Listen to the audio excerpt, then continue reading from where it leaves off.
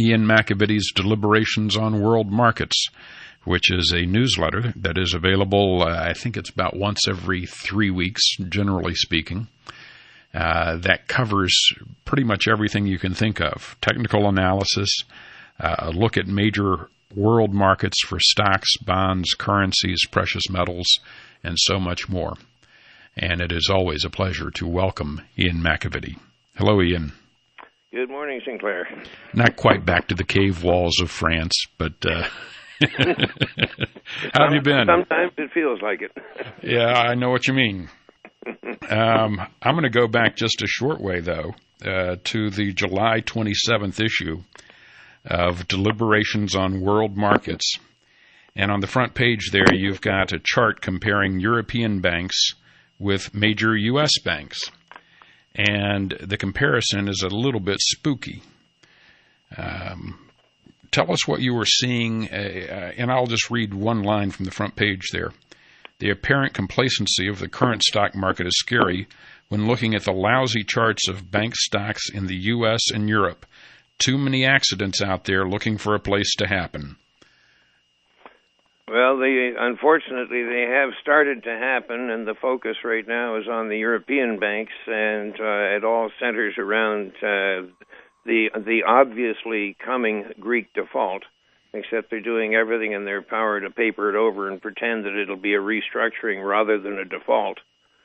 And basically, we had a sell-off subsequently in August as the European banks broke down, and they pulled the U.S. banks down with them. And as a result, I'm about as bearish as you can be on both on the banking systems of Europe and the U.S., and in turn the U.S. stock market and basically virtually all of the financial markets. As you look at the charts, though, of the U.S. banks and the European banks, one basically superimposed against the other on the chart that you've provided, the scary thing is how similar the movement is in these. The price action is just almost a mirror image. Well, the global banking system is essentially joined at the hip.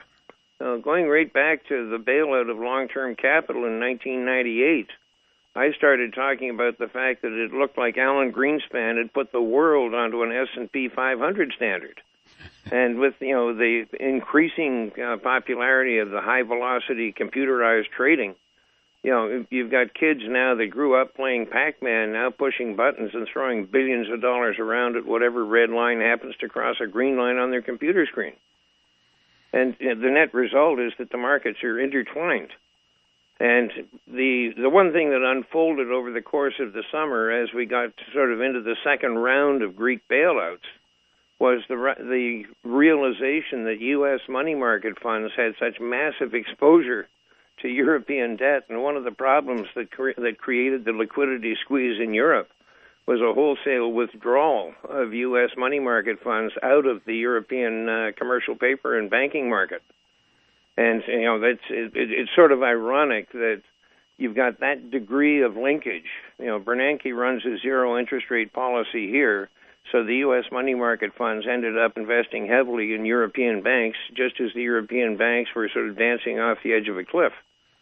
And then, of course, the U.S. money market funds pulled all the money back to basically give the European banks a kick over the edge of the cliff. And I don't know what the solution is. Geithner just went over there and gave the European central bankers a lecture on the past weekend that they didn't particularly appreciate. And we've got the G20 meeting coming up in November when the major holders of international paper are going to be having a showdown with the old boys club of Europe and America. And I think that China, Brazil, Russia, Saudi Arabia, the countries that hold all of the foreign reserves that are predominantly in dollar form, are getting a little fed up with this business of if you've dug yourself into a hole, stop digging. But in essence, the solutions all seem to be, we're buried in debt, so let's have some more debt and borrow our way out of debt. It just doesn't add up. It doesn't make sense. You also wrote in the July issue, the era of living on borrowed funds is rapidly coming to an inflection point, and Washington may be the last to grasp that reality. And I think that's exactly what's happening. Probably the best recent example of it was Obama's so-called jobs bill, in which all of the advertising for it was that it's going to be paid for. It's going to be paid for. I don't know how many times we heard that. And then when he actually got around to giving it, instead of $400 billion, it's $500 billion plus. And he basically says, and the special committee will find a way to pay for it. It will be paid for. He's right. It'll be paid for, but unfortunately, the people paying for it are too young to vote. It's their savings that are being destroyed. Somehow or another, though, it will be paid for. In the old, what's the old phrase about debt is ultimately retired either by the lender or the borrower,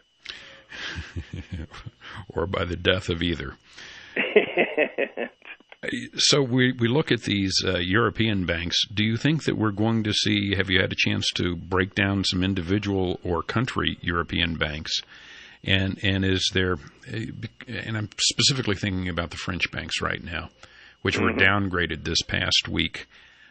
If these start to fall, then it is almost inevitable that we will see something happen to some of the U.S. banks as well. No, there's no question it will spill over. In terms of individual bank names, I don't track them that closely. I track them more as a class.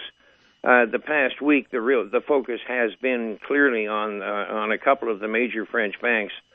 At the same time, I think that the European Central Bank community will they'll move heaven and earth to paper it over to make sure that you don't have a Lehman-like evaporation where it just suddenly collapses out of thin air. But there's no question in my mind that is the dominant risk right now, and it's a very very large risk. And I just we closed the week out on a note of optimism that maybe the Chinese would buy some Italian paper.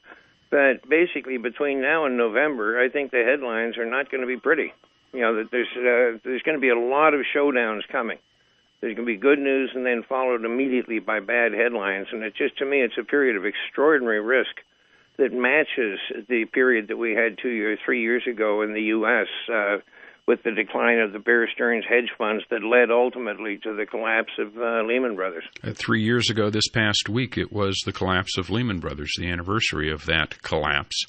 And It sounds as if you're saying that the Europeans perhaps have learned a bit of a lesson from the collapse of Lehman. Well, they would have learned a little bit, only in the sense that I don't think that the central bankers always worry about the contagion effect. I don't think they ever realized how fast a stopwatch could move, because that one happened. That one happened real quick, as they say, in the blink of an eye. Yeah. And if we go back a few years, housing and banking led the way down in 2007, and you're thinking that we may be seeing the other half of that financial disaster. Yeah, that's exactly it, and that's my biggest fear. Is the debt, all the mortgage debt, is still out there. The housing prices have come down. I'm just doing some stuff for the newsletter that I'll be putting out next week. That the Case-Shiller Home Price Index is it's way down from its peak of back in April of '06. And what's interesting is the current price level on the Case-Shiller Index was at this same level back in September of 2003, like 8 years ago. But the total mortgage debt that's outstanding in the U.S. system is 50% higher than it was back in 2003. So the mortgage debt is still there. It's $9.9 trillion of debt now. It was $6.7 trillion when the Case-Shiller Index was at this price level then.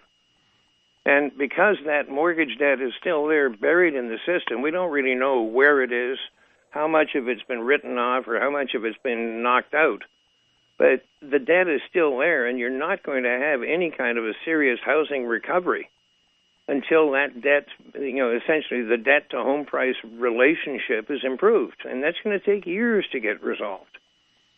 Yeah, we're at exceptional levels of negative equity in the mortgage markets. Yeah, exactly. And that you're right. That just can't be resolved quickly. I don't see how, short of a debt jubilee. Well, the debt jubilee, or maybe some of the bank holding companies have to be allowed to go to money heaven, or it's reciprocal below us. Federal Reserve is going to be meeting this week. And we look back, the Fed news of free money into the next 2 years, meaning ZIRP, Z-I-R-P, zero interest rate, which is about as low as we can go.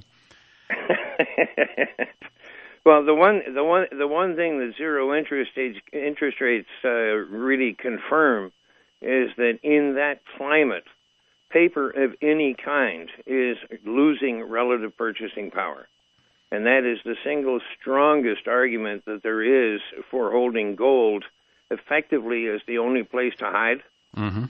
Mm-hmm. It's not necessarily even silver, in the sense that silver, has a speculative component to it that can be impacted if there's a stock market sell-off. Yes. Gold can fall $100 or $200 as well, but it will fall less than anything else, and on any stabilization, it'll go up more than anything else.